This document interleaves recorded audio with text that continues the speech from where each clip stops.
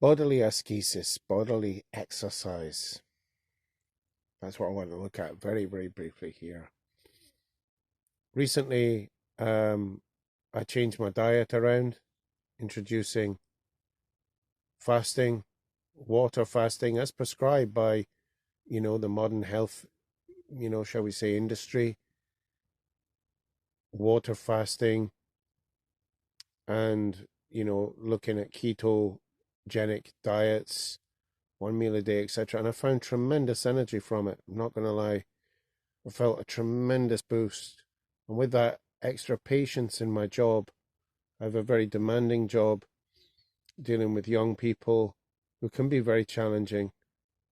And I have found personally the clean energy of just waiting until I get home to eat. Now, it's not like we have a load of time to eat anyway in the workplace. I found this very, very helpful and has led me to have a surplus of energy. And because I used to be very into fitness and have been sporadically over the years, I found myself instinctively wanting to run up and down stairs, keep busy, stretch, lift. Bodily exercise profiteth little, but godliness is profitable unto all things, says St. Paul. I'm reading here from the 1 Timothy 4:8. But bodily exercise may profit little, but actually it may just keep us alive. You get to a certain age and you're like, wow, if I don't take care of this vehicle, I ain't going to be in it for much longer. I have friends who've already passed away that I grew up with and palled around with, didn't look after the vehicle. God bless them. Everyone's different and on their own journey. But in some cases, that was clear. So we need to look after the vehicle. That's all I'm saying. But then how to prevent this vehicle maintenance becoming an obsession to the point I'd rather be down the gym than be at liturgy. Or I'm at liturgy, but I'm thinking of the gym, thinking of the exercises I'm going to be doing later.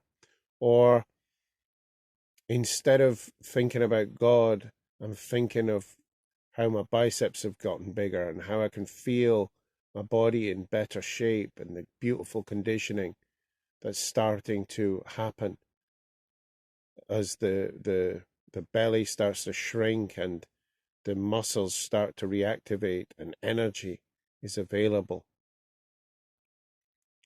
Well, who am I? But all I can say is like, this is bringing the body on the journey. This is saying, look, body, I'm looking after you. I'm giving you good food so that your digestion is good and quiet and peaceful. I'm looking after you so that you're going to have energy to stand in prayer. I'm looking after you so that we can go to church together and get to heaven together. Now, I know this idea of like the body versus the soul. It's not as clean cut as that. We are one. We are one being, body and soul. But, and I've checked this out with holy monks, because of the fall, there is this dualism, there is this division, where the body wants certain things and the mind another, the spirit another, the emotions another. And we have to center everything if we're to be true Christians and get to heaven and take the body with us. Lead the body rather than the body lead us.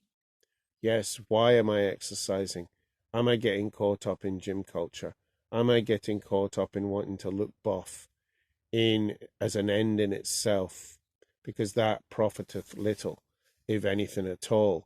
If the vanity kicks in, well then, are we going in the wrong direction?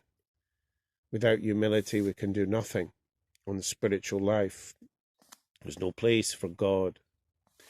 Godliness profiteth unto all things, having promise of the life that now is, and of that which is to come. just simply having a buff body isn't going to get me into heaven. The body will rot. But if we take the body with us on the journey, looking after it, respecting its needs, treating it charitably, kindly, so it doesn't rebel against us and fall apart on us before its time. Personally, 20 more years to repent well will do me nicely. I say I would be very grateful to God to grant me that.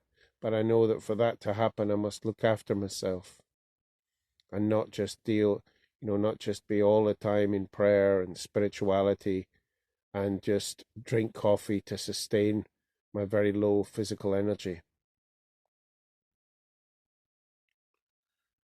So there we go. Hopefully that was something more than just a ramble. Bodily exercise may profiteth little, but that little can be important, especially as we get older. But all the time, bringing it to this dimension of the life that now is and of that which is to come.